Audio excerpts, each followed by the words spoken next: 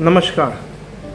कल यानी 8 अप्रैल मैंने एक वीडियो और पोस्ट किया था जिसमें पूर्व मिदनापुर एक माइनर बच्ची 11 साल की बच्ची, उसको एक शेख मुमताज़ हुसैन नाम का एक जिहादी जिसका नाम लादेन भी है, कहा जा रहा है कि ये शेख मुमताज़ ने वो बच्ची के साथ बलात्कार किया और फिर उसका रेक्टम में यानी कि उनके पीछे के तरफ से एक स्पून जैसा, एक चम्मच जैसा, कांटा चम्मच जैसा कुछ इंसर्ट कर दिया, डाल दिया। तो वो लड़की अभी अस्पताल में भर्ती है।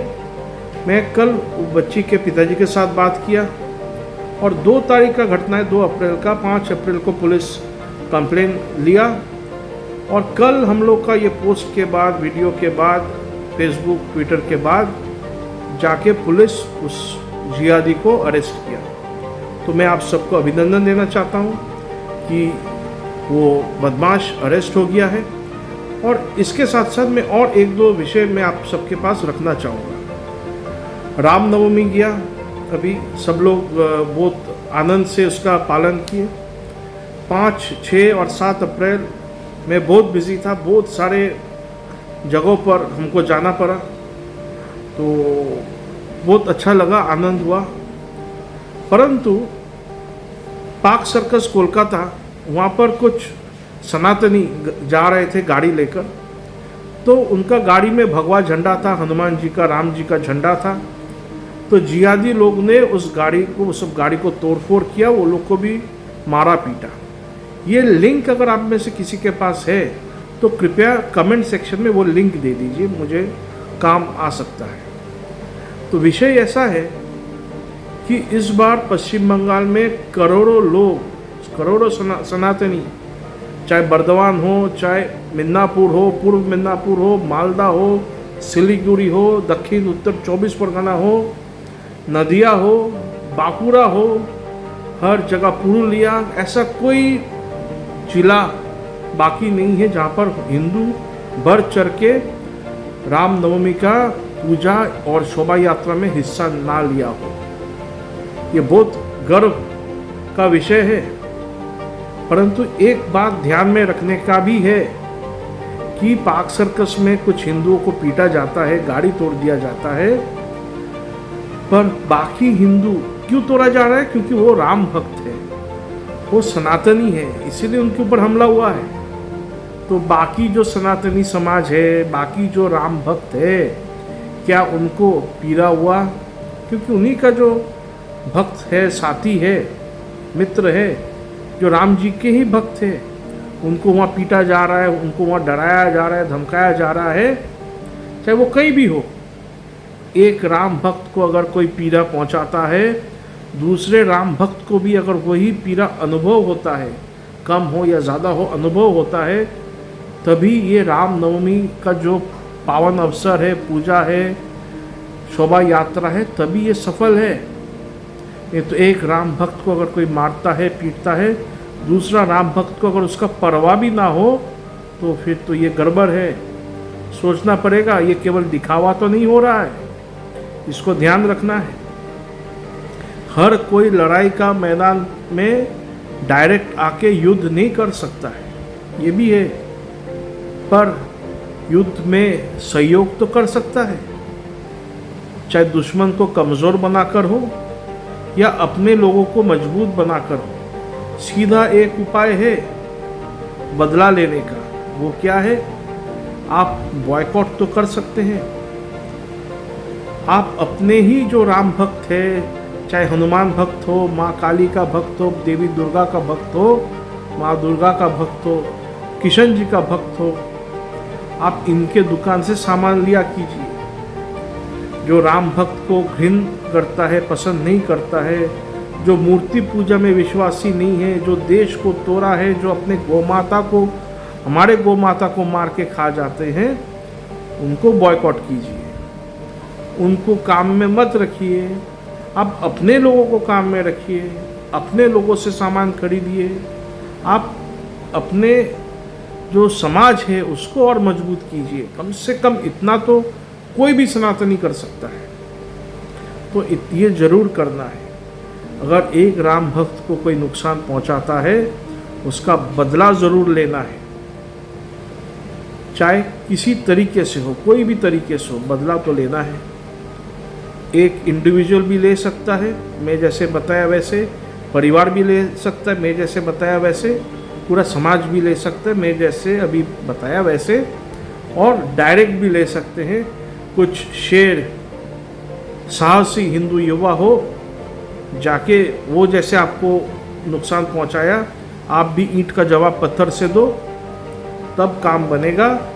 क्योंकि पश्चिम बंगाल में आप तो पुलिस के ऊपर भरोसा नहीं कर सकते हो। पुलिस तो आपका रक्षा के लिए है नहीं। पुलिस उन्हीं को रक्षा करेगा, उन्हीं का ढाल बनेगा, उन्हीं का तलवार बनेगा। इसलिए आप पुलिस का भरोसा नहीं कर सकते। और एक कारण है, पश्चिम बंगाल में पुलिस खुद की स्वयं की रक्षा नहीं कर पाता है। आप देखे होंगे, बार बार पुलिस मार खाता है, पुलिस थाना जला दिया जाता है, पुलिस थाना को लूट लिया जाता है, पुलिस का गाड़ी तोड़ के आग लगा दिया जाता है। तो जहाँ पर पुलिस खुद ही असुरक्षित हो, वहाँ पर सनातनियों का कहाँ से सुरक्षा वो पहुँचाएंगे। तो हमको, हमारे समाज को खुद की रक्षा खुद को करना है। इसी में गौरव है, इसी में सम्मान है, इसी में अपना सिर ऊंचा रहेगा।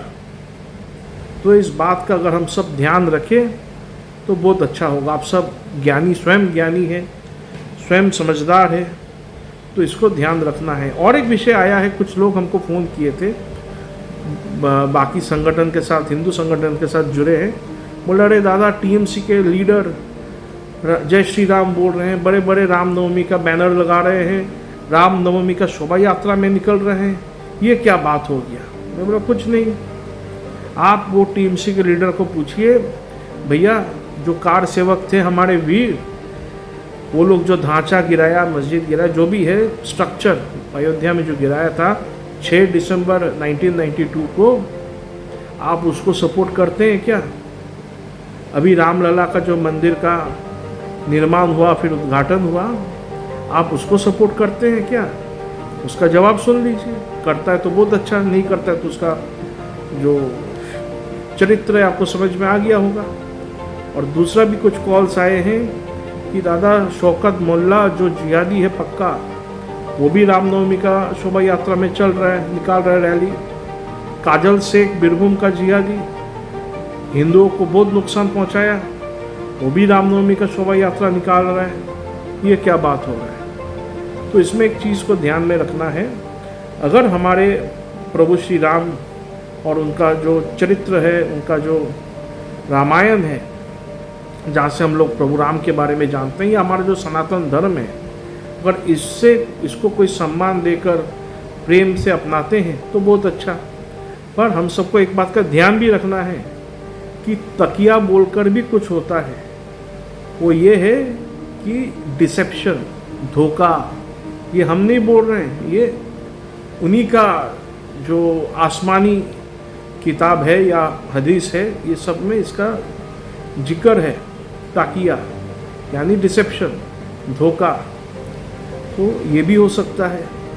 तो हम सबको अपना इतिहास के ऊपर थोड़ा ध्यान रखना चाहिए कि हमारे जो राजा महाराजा थे, जो गुरु थे, इन सब के साथ इन लोगों ने धोखा दिया है।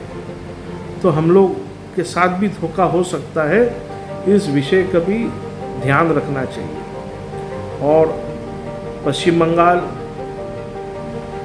अभी जो परिस्थिति से गुजर रहा है, बहुत ही संकट वाले दिन आ रहा है, ऑलरेडी है। तो हमारे समाज को, हमारे हर सनातनी को अपने आप को तैयार रखना पड़ेगा। एक बात ध्यान में रखना है कि मोहम्मद अली जिन्ना शायद 1946 में उन्होंने कहा था कि we Muslims have gun and we can use it. हम मुसलमानों के पास बंदूक है और हम उसको चला सकते हैं। उसके बाद ही डायरेक्ट एक्शन डे हुआ, the night of long knives हुआ, कलकत्ता में नरसंहार हुआ, मुस्लिम लीग के गुंडे जिहादी लोग किया। तो ये बात का ध्यान रखना है। आज से कितना साल पहले, 1946, तब अगर इन लोगों के पास बंदूक था तो अब सोच के रखना है कि कितना एडवांस सब कुछ है इनके पास।